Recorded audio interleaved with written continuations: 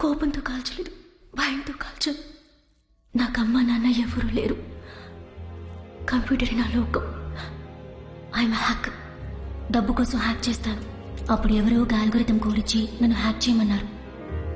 నేను హ్యాక్ చేశాను. అది వెపన్స్కి సంబంధించిన కోడ్ అని నాకు తెలీదు.